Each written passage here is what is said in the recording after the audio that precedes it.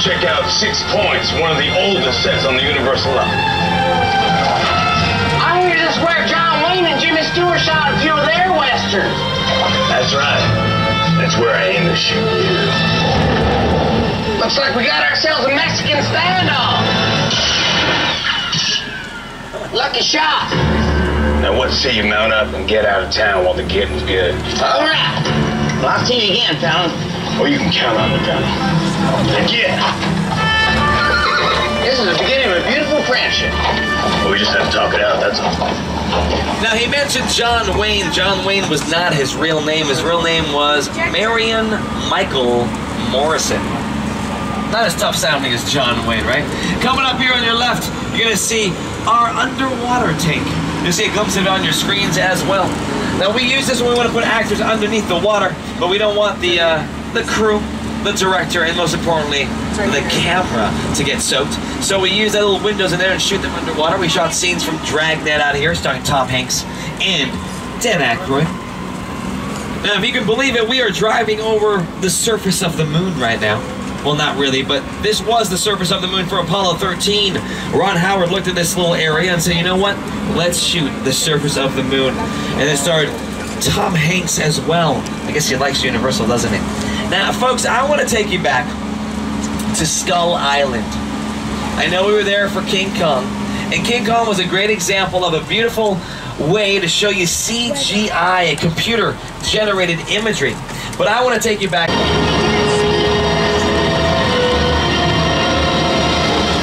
I haven't seen this movie in a long time. I gotta rent it again. Now here we go, we're going there. Now I want to make sure, it's going to be on your left when we get there, so get your cameras out and all this stuff. Make sure on the floor there's nothing that can get wet. We won't get too wet, but just in case, we are going down below sea level, as I told you. And I'm excited. I'm excited. There might be some ducks out here, because they're out here in this lagoon here. This is actually the Black Lagoon. The movie The Black Lagoon was shot out here. Yeah. They actually used this lagoon for Desperate Housewives as well, a couple times. And Psycho. There it is. Oh, the water's coming up. That's not good. Let's get that water down. Let's get that water down. You guys, you want to help me out? Yell "part the waters" on the count of 3. Ready? Part the waters. 1, 2, 3. Part the waters. Let's see if it worked. Oh, we got music though. That's good. It's working. It's heading down. It's heading down. It's like the Red Sea, huh? Do you feel like Moses? There we go. We got some ducks over here on the right. Hi, ducks. All right, folks. So we're going down here. I'm going to show you a little clip up here. You'll see the actual how it looked on film, and you'll see Peter Jackson working on it himself with his crew. Yeah, if you look on your screen, Johnny, you'll see Peter Jackson and the crew setting everything up. This is as big as it got, folks. As big as it got. But you add that fog machine, you add those close-up cameras, you add the lighting, and it can look real. As you see on your screens right now. Does that look good? Now, if you look really closely, right about now, you'll see a duck. A duck got in the shot. Even ducks out here in Hollywood want to be famous. I know. On your left here is our prop department. That's a prop building right there. Over 4 million props in there. They have little barcodes on them. We check them out just like we do in the library. Now we're heading into Little Europe. Some great films and TV shows are shot out here. Films like Pirates of the Caribbean 1, 2, and 3. Curb Your Enthusiasm, True Blood. You know what, I'm going to show you. We can make this area look like anywhere in Europe. This is a scene, this is Jimmy Fallon. It's the same exact location, but it's 3 different places in Europe. Check it out. Mi chiamo Jimmy Fallon e tu un gross bottiglia di vino. Mamma mia! Je m'appelle Jimmy Fallon. Je m'appelle été baguette. Mon chéri, non! Hallo, ich bin Jimmy Fallon. Schnitzel. Ich glaub, die steht auf mich. I love that he says schnitzel. It makes me laugh, and then it makes me hungry. My mom used to make me schnitzel. On your right here, this is the Court of Miracles. Every great Hollywood monster got their start right here. So you can't talk about Universal Studios without talking monster movies. Why? It was pretty much their bread and butter back in the 20s, 30s, 40s, and 50s. That's what they were known for. You know what? Many famous monster movies were shot right here. When we think of Universal, we think of monsters. Dracula, Frankenstein, Wolfman, Bride of Frankenstein, The Mummy, The Hunchback of Notre Dame, The Invisible Man, Phantom of the Opera. Classic films. They're just brilliantly made. That Frankenstein image, Flathead, Bolt. it's one of the great icons of the world. That to me was like the essence of the Universal horror film. And I was just mesmerized by these movies. Boris Karloff, Lon Chaney. I remember the original Universal Studios Mummy movie really scaring me. They still ring in our memories now, and we love them. We do love them. I have a cool story that really inspires me, and I just think it's a cool story anyway. Now, Boris Karloff played Frankenstein, right? Pretty much everyone knows that. If you didn't know that, now you do. But they wanted Bela Lugosi to play Frankenstein. Now, Bela Lugosi originally played Dracula. But Bela Lugosi said no. He said no because Frankenstein in that first film didn't have any lines. He had no dialogue whatsoever. He just grunted. That's all he did. So Bela Lugosi said no, and they begged him and they begged him, and they said, please do a screen test at least. Bela Lugosi was very famous for doing his own makeup. So he said okay, and he did a little screen test, putting his own makeup on, and instead of scaring the producers, he made them laugh. So they actually turned him down. And instead they went with Boris Karloff. But here's the kicker. Boris Karloff was only a background actor. He was only an extra. He wasn't famous at all. But then he became Frankenstein, and it was a huge hit, and it spawned a huge career for Boris Karloff. He made over 170 films, over 60-year career. And now he's a famous actor. Isn't that amazing? A background actor. I'm hoping that happens to me too. I am an actor. I need affection and attention. We all do. Now, we still make monster movies out today. We still make very famous monster movies, and you might know some of them. They're not the typical monster movies. Even Jurassic Park was kind of a monster movie. You don't believe me, do you? Think about it, though. It's the same thing. You're running away from things chasing you, right? Although...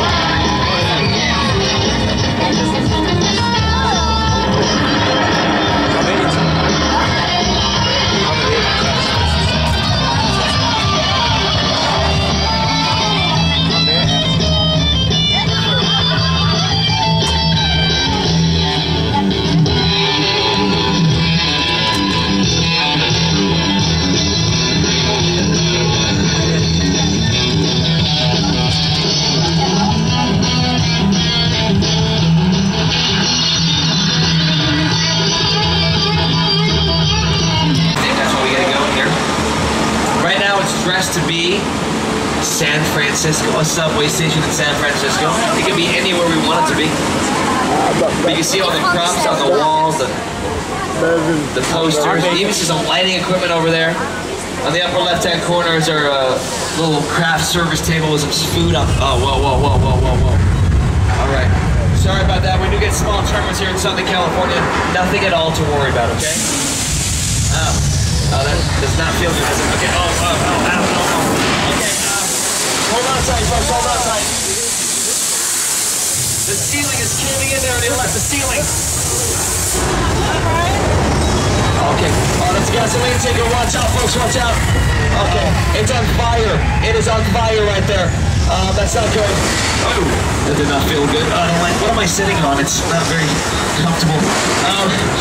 Folks, do me a favor, hold on to your loved ones, okay?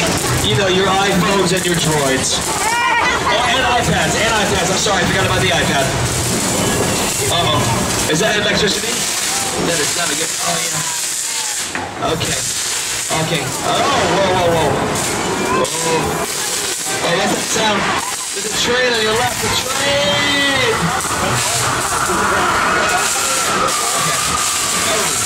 Okay, as long as there's no water down here, we don't want to drown.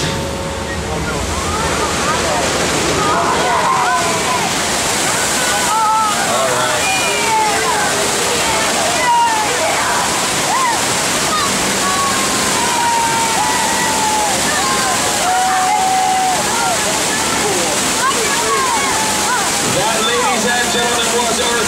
big one. Large-scale mechanical effects like those have been around since the 70s. Well, those very famous disaster films, which all started right here in 1970 with Airport. If you've not seen it, rent it. Now, a scene like that can take weeks and weeks to shoot and dozens of takes. But when it's all said and done, it can look amazing. And I can prove it to you. This is from the show Bones.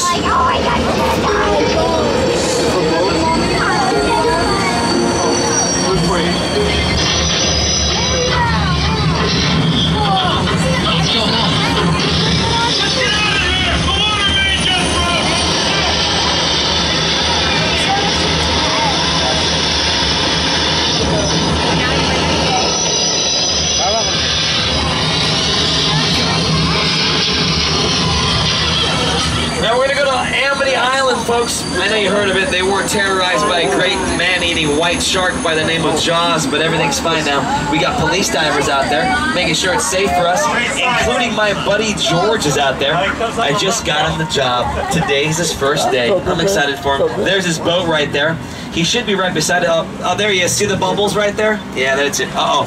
George, there's a shark. There's a shark out there, George. George, get out of the water.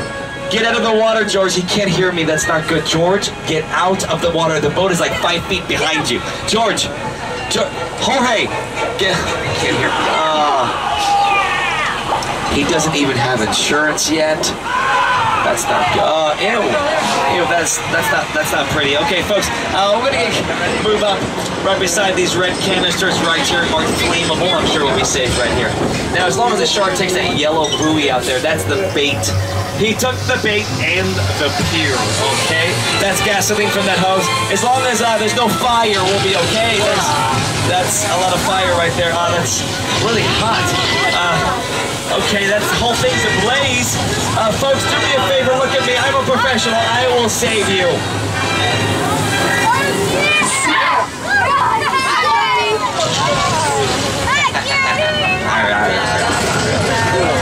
I got you. I saw you guys jump and scream back there in the second and fourth car. I saw it. I saw it. We have everything on video, by the way. Oh, yeah. I got one word for everybody. YouTube. I'll tag you on Facebook, I promise you. Now, it's okay to jump, it's okay to scream, because Jaws is considered the first summer blockbuster of all time. It all started back then in 1975. Now, Bruce, the mechanical shark, he was as big a menace off-screen as he was on-screen. Why? Well, on the very first day of shooting, he sank to the bottom of the Atlantic Ocean, and that prompted the crew to nickname the production Flaws. Here's Steven Spielberg to tell you more. That's a much maligned shark. The shark was frustrating. It didn't really work all the time. It didn't work hardly at all. Wherever you were on the island, you could hear the radio waves. They were always saying, the shark is not working. Repeat, the shark is not working. We just waited around. We just waited. The shark worked well enough for a while there and had the biggest hit of all time. So I really owe the shark a lot. Fans of Jaws will be thrilled to know that a fully restored, digitally remastered version of Jaws will be available for the first time on Blu-ray this August 14th. Now, folks, if you look over to your right, you'll see the Chicken Ranch. This was used as Angela Lansbury's backyard in Murder, She Wrote, also used in The Mentalist, Quantum Leap, many other movies and TV shows. And right behind it, we have the set for a new TV show called Mockingbird Lane. It is a remake of the classic TV show The Munsters. It stars Eddie Izzard, Portia de Rossi, and Jerry O'Connell. I'm a big fan of Portia de Rossi. I love Arrested Development. Huge. That's coming back too as well. Now we just turned onto a very famous street here. This is Wisteria Lane from ABC's Desperate Housewives. It's okay, ladies. You can scream. Desperate Housewives! Now I want to point things out on your left here. That is Gabrielle Solis's house, played by Eva Longoria. Next to them on your left is the home of Bob and Lee, that lilac house right there. And then to their left, this house right here, the yellow house, is the home of Susan Delfino, played by Terry Hatcher. On your right is the home of Brie Vandekamp, played by Marcia Cross. And then on your left again, this greenhouse is the home of Lynette Scavo. She's played by Felicity Huffman. Now, that's where the homes ended in the first season. But with its huge success, they built the rest of this block, including this little park here coming up on your left. and the Pink House coming up when you're ready in. Oh, look at all these people here. Hello. Are you the cast of Desperate Housewives? The guy in black right there, he's the star. He's the star. He's hiding his face. He doesn't want to be recognized. Now that Pink House there, that is known as a practical set. They can shoot on the inside as well as the outside. The rest of the homes here are just facades. But you know what? I'm going to remind you how good it looks on your TV screens. Look at him on your left waving at us. Everyone in suburbia can appreciate. Only stars wave like that. You're not allowed to if you're not a star. Don't do it if you're not a star.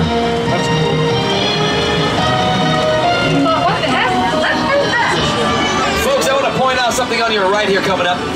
That Lilac House, the home of Bob and Lee, that is the original 1313 Mockingbird Lane from the Munsters back in the 1960s.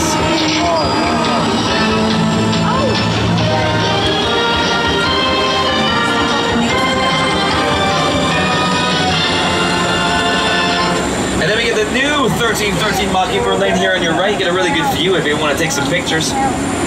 They've been shooting out here for about a month. I'm not sure when they premiere. They didn't tell us yet, but you know what? It's going to be a big hit, and I can't wait to watch it. Now, folks, Wisteria Lane is a great example of a beautiful American suburban street. But what if we need something a little more fantastical, or maybe a lot